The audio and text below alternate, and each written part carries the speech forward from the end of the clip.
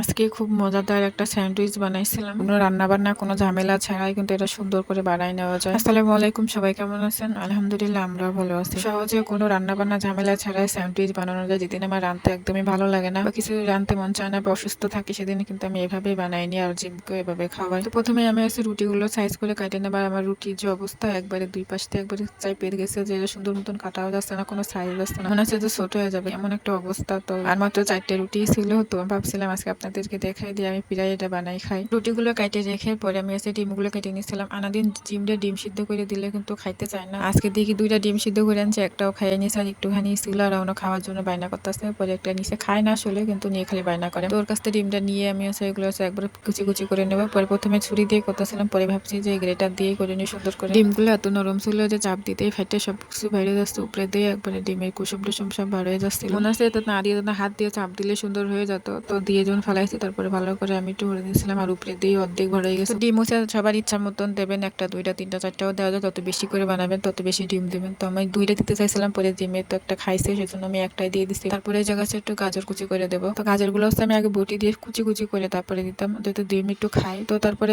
এটা কিনে আনছিলাম যাতে সুন্দর করে দেওয়া যায়, ছোট বড় যেমন সাইজ দিতে চাই দেওয়া যায় সেভাবে। তো আছে, তো আমি চিকন করে নিয়েছিলাম, প্রথমে বড় করে দিয়েছিলাম, পরে চিকন করে দিয়েছি। তারপরে এই জায়গায় আমি 4-5টা গোলমরিচ গুঁড়া করে দিচ্ছি আর স্বাদ মতো লবণ আর 1 চামচ চিনি দিয়ে দিচ্ছি। তারপরে লেবুটা ওই জায়গায় অবশ্যই দিতে হবে, যাতে ডিম সিদ্ধ করে দিচ্ছি, ডিমের কুসুমের একটা গন্ধ আছে, সেজন্য লেবুটা অবশ্যই দিতে হবে। তো আমি 1 চামচের মতন লেবুর রস দিয়ে দিচ্ছি। অনেকে অনেকভাবেই বানাই, আমি এইভাবেই নর্মালি বানাই নি। এই জায়গায় কিন্তু শশা কুচিও দেওয়া যেত, কিন্তু আমার কাছে শশা ছিল না, তাইতে আমার দিই না, আমি গাজর দিয়ে বানাই নিচ্ছি। আর এভাবে কিন্তু খেতেও খুব ভালো হয়। ওই জায়গায় আমি পরিমাণ মতো মেয়োনিজ দিয়ে দিব। মেয়োনিজটা অল্প অল্প করে দিতে হবে, প্রথমে অল্প দিয়ে তারপর আস্তে আস্তে পরিমাণ মতন বুঝে তারপরে দিতে হবে। আমি 3 চামচের মতন প্রায় দিচ্ছিলাম। সুন্দর করে মাখাই নিয়েছে, এগুলোকে হচ্ছে আমি রুটির উপরে দিয়ে দিব পরিমাণ মতো। আমার কাছে 4টে রুটি ছিল, তো আমি 4টে রুটি দিয়ে বানাই নিয়েছি আর এগুলো রুটির পরে উঠাই নিব। রান্না বান্না ঝামেলা ছাড়া কি সুন্দর আর সহজেই কিন্তু অল্প সময়ের মধ্যে বানাই নেওয়া যায়। আমি বেশি করে উঠাই নিচ্ছিলাম, যেহেতু আমার 4টা রুটি, তো বেশি বেশি করে উঠাই নিচ্ছিলাম। শুধু 2টা ডিম সিদ্ধ করে আনলে কিন্তু ঘরে খুব অল্প সময়ের মধ্যে বানাই নেওয়া যায় আর খেতে কিন্তু খুবই টেস্টি হয়। আর এই স্যান্ডউইচটা কিন্তু একবার খেলে আপনার বারবারই খেতে মন চাইবে, এত টেস্টি হয়। 2টাতেই আমি সুন্দর করে উঠাই নিচ্ছি। আর পাশে যে রুটিগুলো থাকে ওগুলো কিন্তু আমি ফালাই দিই নাই, এগুলো দিয়ে আমি পরে এগুলো দিয়ে খাইয়ে নিচ্ছিলাম, আমি আর ফালাই দিই নাই এগুলো। স্যান্ডউইচটা খেতে যে এত মজা হয় কি বলবো, আপনারা বাসায় একবার হলেও ট্রাই করে দেখবেন। রুটির উপরে আমি বেশি বেশি করে দিয়ে নিচ্ছিলাম, যেহেতু 4টা রুটি, সেজন্য আমি বেশি করে দিয়ে দিচ্ছিলাম। তার রুটিগুলো সাইজ কিন্তু একদমই ভালো হয় নাই, নষ্ট হয়ে গেছিল। এখন